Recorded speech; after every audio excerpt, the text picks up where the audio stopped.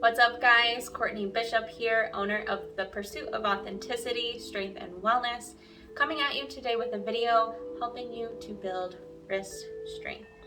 So these bad boys are the usually weakest link for those of you involved in calisthenics. So in order to progress and be able to get super specialized with your skills, you want to make sure that your weakest link is able to keep up. So if you are someone, like I said, involved in calisthenics, maybe you are trying to get your handstand, your L-sit, your planche. Maybe you are someone who is into yoga and you're putting a lot of pressure through your wrist. Maybe you do animal flow, which includes a lot of floor work.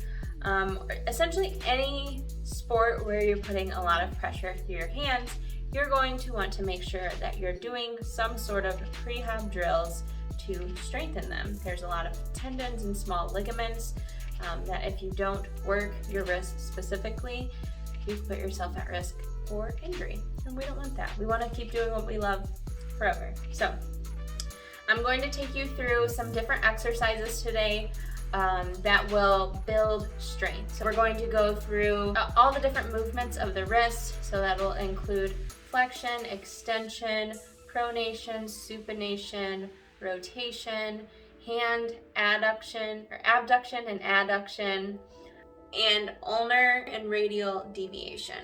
So I'm going to give you a few different drills here showing you how to do exercises with just your body weight, with a rice bucket, with a band, and with a hammer actually. So let's dive into it. This first movement is going to be with your arm straight out in front of you, just using your body weight, and you're going to open your hand up while in extension and then close your palm. You'll repeat this for 10 times, and then once you are done, go ahead and bring your wrist into flexion, and then same thing, open palm, close palm, open palm, close palm. Once you're done with 10, supinate your arm. So just twist it over and then same thing. Let's start in flexion, open palm, close palm. 10 times here, keeping that arm really nice and straight, and then back into extension, open palm, close palm. And you'll probably feel some burning when you get to this point. This is a lot of repetition, but that's what these smaller muscles need to experience hypertrophy, is lightweight and high reps. So the burn is a good sign. This next movement is going to be radial ulnar deviation. Have your arm by your side, rotate your wrist up towards your face, and then down towards the ground. So this is a very small movement pattern, an important range to move the wrist through so that it is resilient. Once you're done there, I recommend doing just some wrist rotations. So you'll do clockwise, do 10 in that direction, and then reverse, 10 in the opposite direction, going nice and slow, feeling all of the movement happening in the wrist. We'll move into abduction and adduction with the fingers.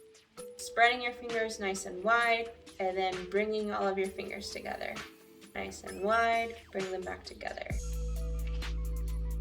And you can kind of speed this up, but again, you'll feel the burn in the forearm. And then we'll move on to the rice bucket.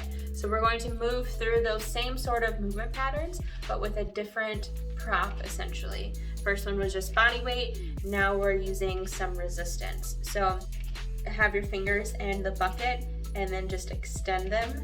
So there's a little bit of resistance that the fingers are pushing against. And I don't sink my hand into the bucket very deep on this one.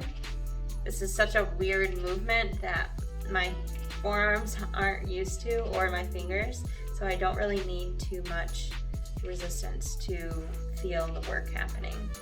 Then we'll move into radial ulnar deviation, placing the hand in the bucket, and then again, just that very slight movement, feeling the work happening in the wrist. And notice any differences in one side compared to the other. It's normal to have differences on each side, but just something to be aware of. rather than just assuming they're both going to be the same.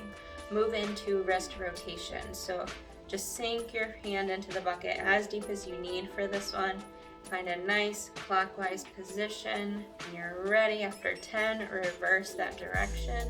So you'll notice the deeper you put your hand into the bucket, the more resistance there will be. So I recommend starting with your wrist just barely rubbing up against the rice, and then as you feel you are able, kind of sink your fist deeper so that you can feel a little bit more resistance to work against. We'll move on to abduction and adduction with the fingers in the bucket. So this is just going to include a little bit more resistance than what you felt when you were doing this with just body weight. Move on to bands next. Just like the rice bucket, you can vary how much tension you apply with the band by how far you stretch it, as well as how heavy of a band that you choose. So for flexion and extension, I'm just going to sit on a bench and step on this band and then place it around my wrist, making sure that where it's placed is not causing me any pain. Just going to push down or pull down on my wrist slightly, and then that way I can do flexion against that band. And that way I'm going against the resistance of the band. And then we'll move on to radial ulnar deviation. So placing the band on top of the wrist, finding a little bit of movement.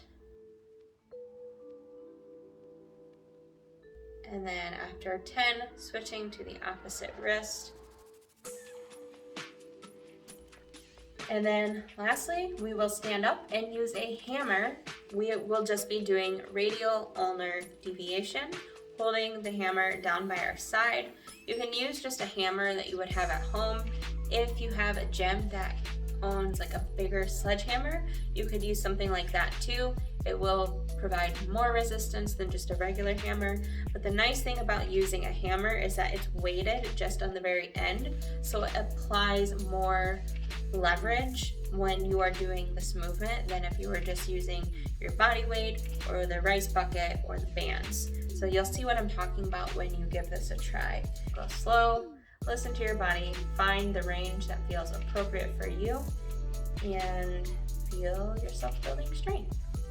And that is a wrap. So we went through a lot of different drills today. Like I said, try them on, apply them into your training a couple times a week, before your sessions, after your sessions, however you see fit best. I actually jumped into my handstand journey, super geeked like most people are, and did too much handstand volume, leading to a wrist injury. So if you want a separate video on how to ease your way back in after a wrist injury, I can do something specifically to speak to that. Today's video, I want to focus mostly on strengthening. So once your wrists are nice and healthy, this could be a routine, or you could incorporate bits and pieces of the different exercises I show you today to continue strengthening those wrists so that they can stay strong throughout your whole training duration. If you have any questions, comment them below, and happy wrist strengthening and happy training. Bye.